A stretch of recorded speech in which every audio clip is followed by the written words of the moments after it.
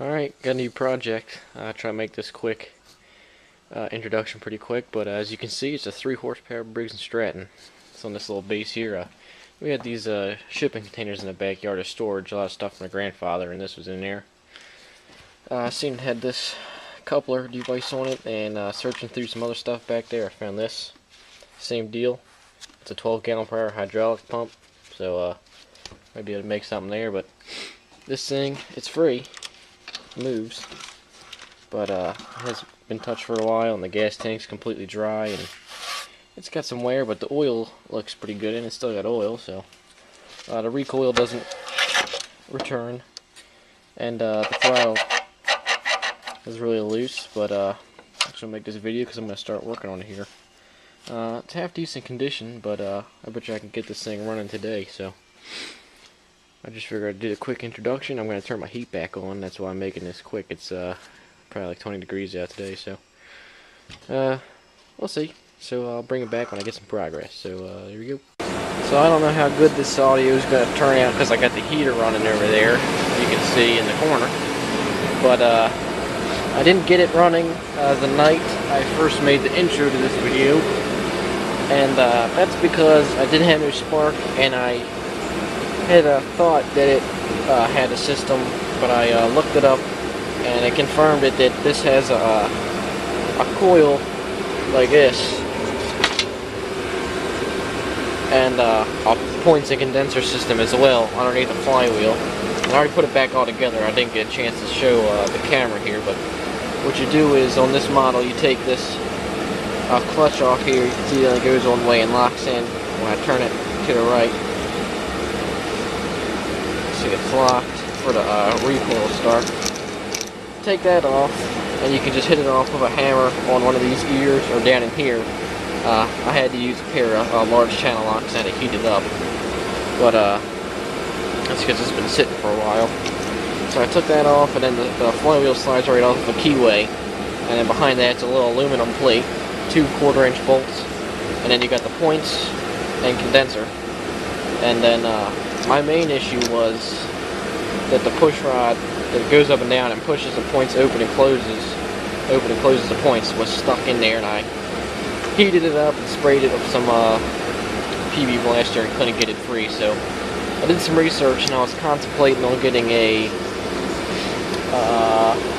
one of those electric ignition modules for a small engine. You'd hook it into the coil positive wire here coming out of the coil, and then you ground it at the other, and it eliminates points and condenser. But that was 13 bucks, and I don't have anything into this engine. I don't want to put no money into it, so I did some more research. And newer coils, magnetron coils, they basically have that in them. So all you have is your 2 pickups, and in this case this one goes through here, and then a 3rd pickup for the signal, I imagine, and then wire for the kill switch. So I threw this on there. I actually got it out of a weed eater here, old weed eater brand. I got a few of them up there on the wall. Of course, 3 of them work, but most of them are just parts, and I'm glad I kept them. So I just stuck this on here. Only one. You can see the bolt pattern is for here and here, and then the bolt pattern for the original block is right here and right there. Obviously, that's not going to work, so I just stuck this one in there for temporary purposes, of course. The gap actually is pretty large. I'm surprised it worked.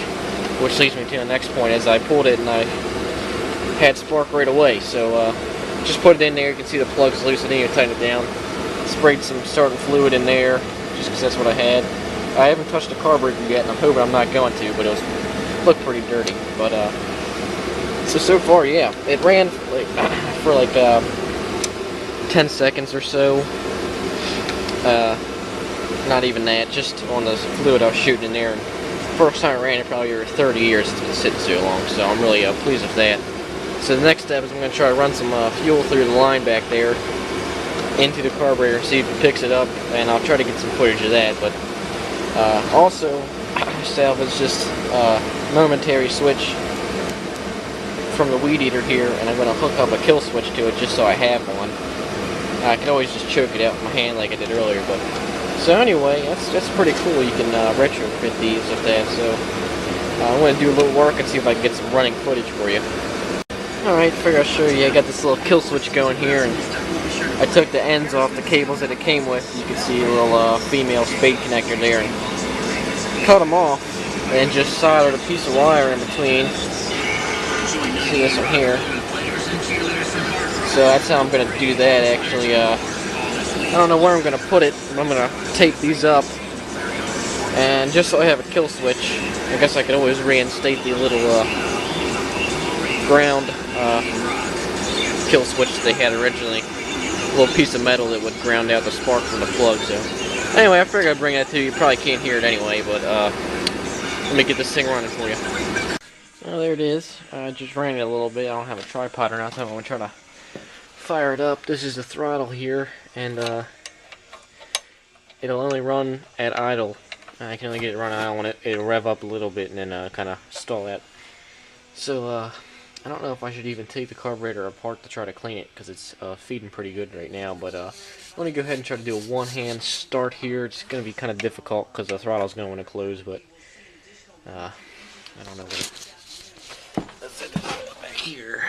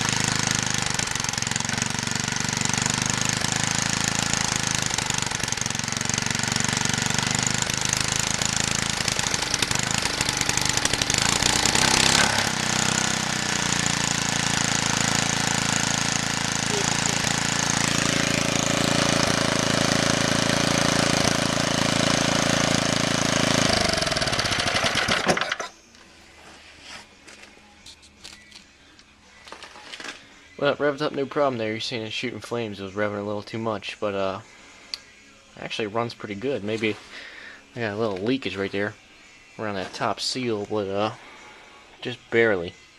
And the kill switch works, so I'm impressed. We're not running for, Jesus, 30 years. Sucker fires right up every time now. Wow. Now I got the gas tank to clean out, but heck, I could just freaking wire tie that sucker on there and call her good.